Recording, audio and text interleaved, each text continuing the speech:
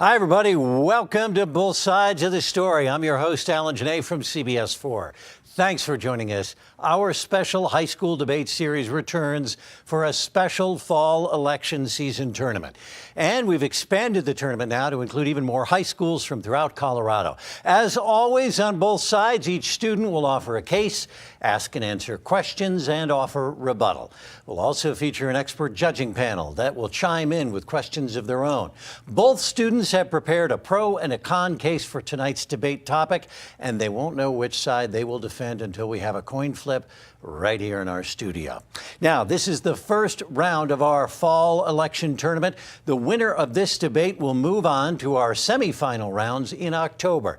On tonight's show, students from Denver's George Washington High School and Eaglecrest High School kick off the tournament. So let's meet our participants now. First up is Nick Gerrans from George Washington High. Nick is a senior who has debated ever since he was a ninth grader. He has done both Lincoln Douglas and public forum debate. He also plays lacrosse. He wants to go to college on one of the coasts and study political science. And next tonight from Eaglecrest High School, Cade Bachman. He is a junior. He's been a member of the Eaglecrest speech and debate team since he was a freshman. He plays baseball for both club teams and Eaglecrest. Also joining us is our special panel of experts who will offer their analysis of our debate today. They're Dominic Dezzutti, host of Colorado Decides, the election debate series produced in conjunction with CBS 4. And next to him is Ed Seelover, award-winning reporter with the Denver Business Journal. All right. Time to set the ground rules here. So each side will present their case. They'll ask each other questions and have a chance to offer rebuttals as well. When it's finished, we'll go to our illustrious panel for their own questions, and we'll find out whom they felt offered the best arguments. So let's get started. The issue up for debate today is, should all law enforcement in Colorado be required to wear body cams? Let's have our coin flip right now. We'll get things underway. And so, Nick, you're on my right. I'm going to have you call it. What do you call? Tails. Tails, okay. Tails it is. What would you like? I would like the affirmative. Affirmative it is. So, Nick, you'll go first, and Cade, you'll go second. So, you have 3 minutes. Go and get started. All right, sounds good. I affirm the resolution which states resolved. Should all law enforcement in Colorado be required to wear body cameras? Contention 1. Body cameras hold police officers accountable. The main reason that body cameras were implemented in the first place was to keep police officers accountable. This is because without body cameras, police misconduct increases. According to GovTech in 2016, a study published in spring 2015 found officers performed nearly 10% more controversial stop and frisk when they were not wearing body cameras. Without body cameras, police officers are more likely to undertake misconduct such as controversial stop and frisks. This is because police officers without body cameras lack any form of accountability, as there is no way of monitoring their actions. This is why body cameras are so important, because they increase both accountability and transparency for police officers. This is shown by the Washington Post in 2017, when they write that video provides compelling evidence of police misconduct and can be used to train, discipline, fire, and even prosecute officers. It is also a potent tool for exonerating officers falsely accused of misconduct. Ultimately, the aim is avoiding illegal, inappropriate police-civilian interactions because everyone involved acts differently knowing the camera is rolling. Body camera video is extremely important in curbing police misconduct. Not only does it allow police officers to be punished for their wrongdoings, but it also provides a deterrent against even committing these actions in the first place. When an officer knows that their actions are being monitored, it creates an incentive for them to carry out these actions in a professional manner that is appropriate for the situation. There are two impacts of this. The first is a better relationship between police officers and civilians. The New York Times writes in 2016 that shifts that included cameras yielded half as many use of force incidents, including the use of a police baton, taser, or gun, as shifts without cameras did. The number of complaints filed by civilians against officers also declined by 90% compared with the previous year. When body cameras are used, police employed significantly less force on their shifts as police without body cameras.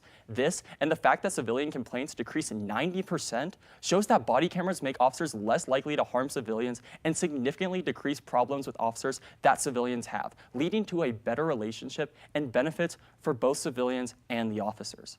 The second impact of an increase in accountability is that it increases the rate at which officers are prosecuted for their misconduct. This is shown as Time writes in 2017 that over the last 5 years, on average, the CCRB was able to substantiate police misconduct with video at twice the rate of misconduct without video, 8.6% compared to just 9.3%.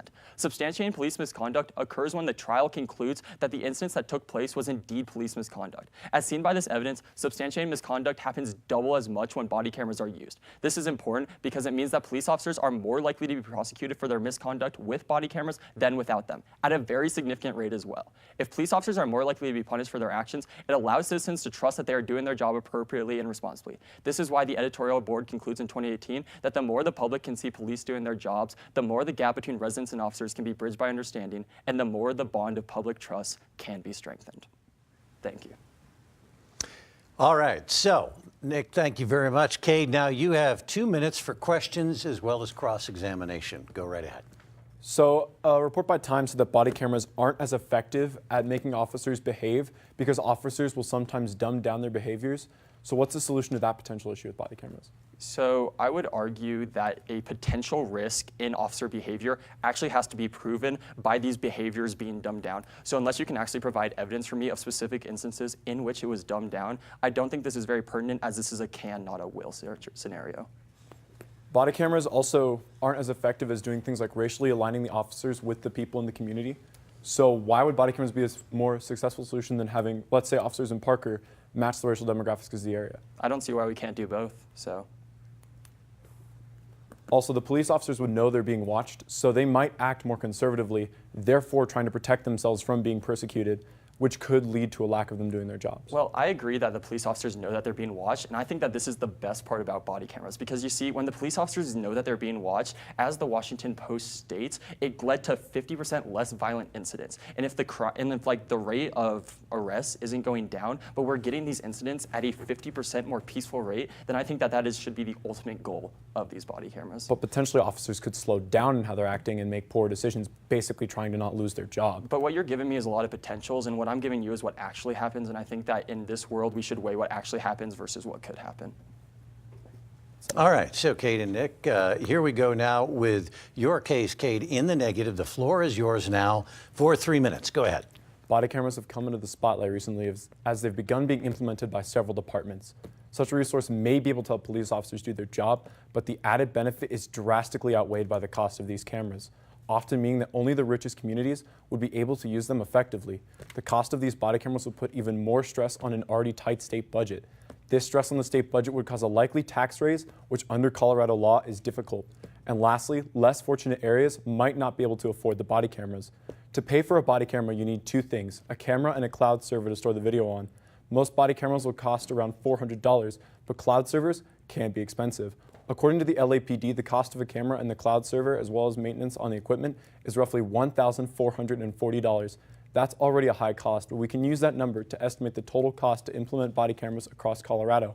According to the U.S. Bureau of Justice, Colorado has about 12,069 active police officers in it.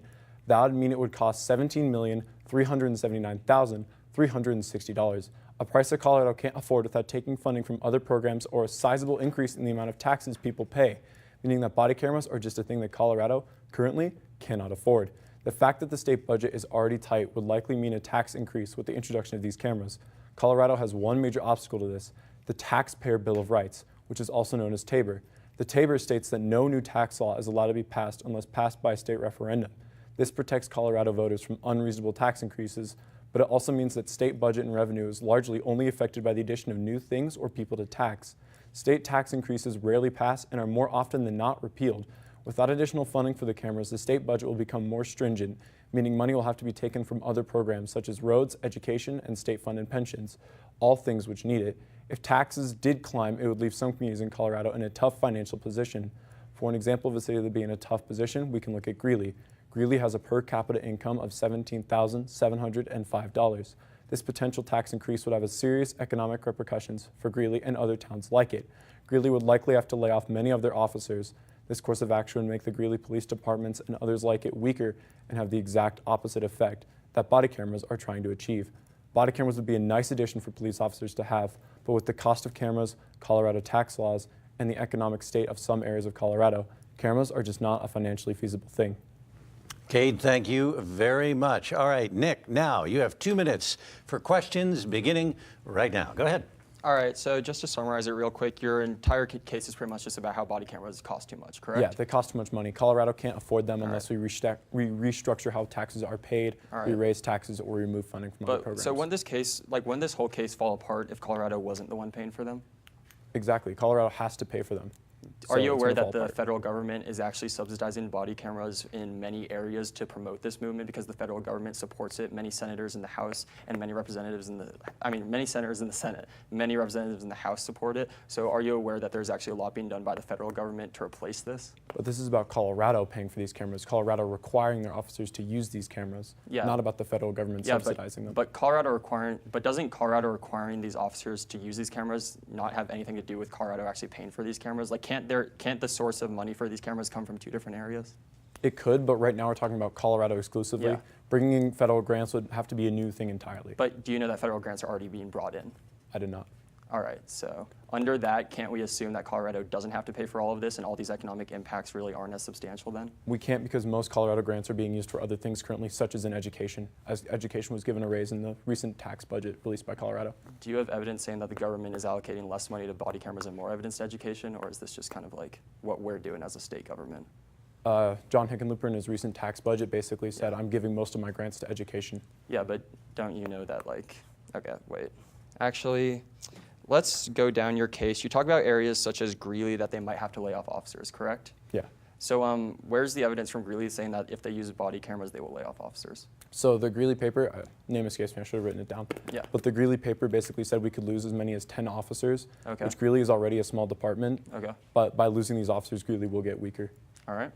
All right, Nick, thank you very much. And now we're going to go back to you. You have 2 minutes for a rebuttal. Go ahead, Nick. All right, sounds good. So starting at the top of my opponent's case, we can see right off the bat, he's promoting this idea that only rich areas will actually have access to body cameras due to a limited state budget. And this is the first flaw in my opponent's case, given that the funding for body cameras does not just come from a state budget. It also comes from federal grants specifically allocated towards body cameras. So when he tells you in Cross-X that John Hickenlooper is allocating more grants to education, this does not matter because the federal government has already assigned money that is specifically for police departments to use for body cameras. This means that the whole state budget point isn't a factor because it is not just the state of Colorado that is funding these body cameras. The state of Colorado has so much support from the federal government in body cameras, just like every state does, because the federal government agrees with me. Body cameras are one of the best solutions to curbing police misconduct. Just remember that when body cameras were used on police officers, there was 50% less violent incidents and a 90% drop in civilian complaints. Even if you buy that our state is going to be losing some money from body cameras, and just remember, it is only a $12 million cost to equip every single officer with body cameras. Our state is not covering the full effect of that, and that is not a substantial enough cost to be weighed against something like police misconduct and police brutality. Additionally, remember the fact that we are prosecuting officers at twice the rate that when they have body cameras as when they are not. This is very important because if officers are being prosecuted for police misconduct, it means that they can actually be held accountable. And accountability is something extremely lacking in the police force right now. This is why I ask you, the audience, the judge, to look at the most important impact in today's round, and that is the relationship between police officers and civilians. The cost is temporary, but a relationship forged between police officers and civilians that is positive can have lasting impacts on the state of Colorado forever. He brings up areas like Greeley that may have to lay off officers. Remember, his entire case is built on potentials, while mine is built on the actual and positive effects of body cameras, curbing police misconduct and increasing the rate at which it is stopped. And this is why I can only see an affirmative ballot for today's round. Thank you. Nick, thanks very much. Cade, now you have 3 minutes to respond and close. Go ahead. My opponent would like you to believe that body cameras are the end-all be-all solution to police misconduct, but that is just outright wrong. In fact, Time magazine found that body cameras aren't as effective as doing things like aligning the officers racially with the demographics in the area. Therefore, he is not affirming, he is just saying that body cameras are the only thing we can do and supporting that. He did concede to me that maybe we could use both, but he is stuck by that body cameras are the primary thing that we should use and that any other solution would be just backwards and not okay. Also, some money is largely going to come from the state. The state is still going to be paying for these. Just because there is government grants does not mean that that's exclusively going to be used. We will still see layoffs in communities like Greeley, Weld. We will lose officers, making the departments weaker, having the exact opposite effect that this would try and achieve by incorporating body cameras. Kate, thanks very much. And now, Nick, you have 1 minute for your close. Go right ahead. All right, thank you. My opponent's main argument in this speech is that there are better solutions than body cameras. However, the resolution never states that body cameras are the only thing being implemented. We can still implement body cameras and racially align police to their areas. If we implement body cameras, this can still happen, which means that this point is non-unique and should not be considered in today's round. Now, finally, moving down to the main impact of my opponent's speech, which is this $12 million total cost of body cameras. Remember, federal grants are going to be covering a large portion of this, so this cost isn't even as substantial as my opponent makes it sound. Additionally, I want you to think about what we are weighing here. We are weighing a portion of $12 million, a temporary loss in money, versus a permanent solution to police misconduct and civilian complaints against police. I think it's fair to say most people in America, most people in Colorado want to see the relationship between police and civilians get better, and if it costs our state government and our federal government as little as $12 million to improve a relationship and gap that has existed for decades, I think it is more than worth that. Just remember, when body cameras are used, violence goes down 50% and civilian complaints go down 90%. The relationship improves, police are punished for their misconduct, and everyone in America is better off because of it. Thank you. Nick, Cade, thank you very much for that spirited debate. Of course, the question of the day being, should all law enforcement be required to wear body cameras? Let's go to our panel of experts to get their thoughts on what they saw. Dominic, take it away. Alan, thank you very much. Gentlemen, you both did a fantastic job. It's a great debate. We just want to offer a few more questions just to keep it exciting. Nick, we're going to start with you. I'm going to keep things rolling. Let me address the idea that should all police officers going to want to sometimes cut somebody some slack, maybe give them a warning, do something that may not be by the book. Does wearing body cameras 100% of the time limit that slack that cops can possibly cut somebody and thereby limit what they can really do in fostering positive relationships in the community? I would say that that is a very interesting question, and I would say the answer is both yes and no. Because the thing about body cameras is that department-wide, there are different standards about when they can be recording and when they can't. So some police departments may have them recording full-time, and other police departments may only have them recording some of the time. It's really based on what the department decides. Because of this, I think it's really subjective based on departments, and not really necessarily a universal thing. Also, I'd say in the positive relationships category, officers can still turn off their body cameras if they're part of one of those departments, and overall, I think civilian complaints going down against officers is a lot more substantial. Ed, do you have a question for Nick? Yeah, Nick, I'm going to stay on the same lines as Dominic, but I'm going to go just the opposite way. You make the valid point that violent incidents go down significantly with body cameras on. And while the majority of interactions between police and civilians should not be violent, there are cases when it is called for. Are you worried that officers who need to use violence will shy away from doing so if wearing body cameras, particularly as these camera videos will go public and they'll be prosecuted in the court of public opinion before they ever get their day in court?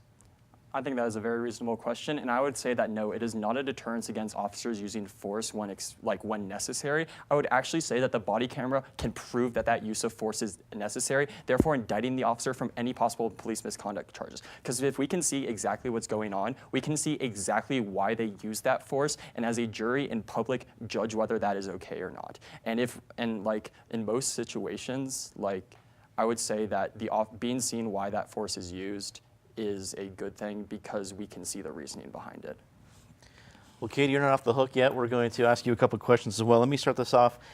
Because most of your case was based on the budget behind the body cameras, if money was no object, if there was, whether it was a federal grant or Colorado had a rich billionaire donor somewhere, are body cams a good idea? I would say no, as they drastically would impact officer behavior. As you recently asked him and I brought up in my CX, officers may be hesitant to use force, trying to protect how the public views them. Okay. Ed? And Kate, you hung a lot of your case on the $17 million costs that it could bring to the state here. I'm guessing, however, most of these costs would actually be incurred by local governments. Should we be thinking differently about the cost then if local governments are going to be paying in smaller increments for body cams? Those local governments still have to stomach that same cost, and it'll still have the same effect on small communities, such as in Weld County and Greeley County. two of the most financially not well-off communities in Colorado, reducing their viability to use the cameras and making the police departments less effective as layoffs come into play. Well, Alan, you're going to have to give us a second or two over here so we can figure this out. This is a tough call. All right, I'm going to offer up to be the third vote if you can't decide, both of you unanimously. We're going to give our panel a moment to consider who they felt won our debate. That'll give me a moment to let you know that this is just our first round of our debates. We're going to be back with our semifinal as well as our final rounds in October. To check all of them out, you can go to cpt12.org. All right, panel, do you have a decision? Begrudgingly, we were able to come up with one, Alan. Gentlemen, you both offered a great debate, great issues. I think there's probably public officials who would very much like to have both of you involved in arguing this case. But when it came down to it, we have to make the decision. Nick, we're going to give the debate to you. We appreciate your argumentation on several fronts. You both, again, did a great job, and congratulations on a great debate. Thank you so much. Very well done. Congratulations. You both gave our viewers a wonderful debate tonight, and you both should be very proud. So we're now going to go on to compete in the semifinal round coming up in October. That's all the time we have for our program tonight, and I want to thank our excellent students for accepting our challenge as well as participating in our debate. And I also want to thank our esteemed panel for sharing their thoughts. Finally, thank you for tuning in. It is the support of viewers like you and our sponsors that helps make this show a reality. As I mentioned, this is just the first round in our big fall tournament. Be sure to tune in every Friday night at 7:30 for more great high school students tackling Colorado's issues. You can catch all of our great both sides debates on cpt12.org. And be sure and check them out. And you can catch me every morning on CBS 4 for all the latest news and information about this year's elections, as well as the big issues. For everyone here at Colorado Public Television, I'm Alan Janae. Thanks for watching, and that is Both Sides of the Story.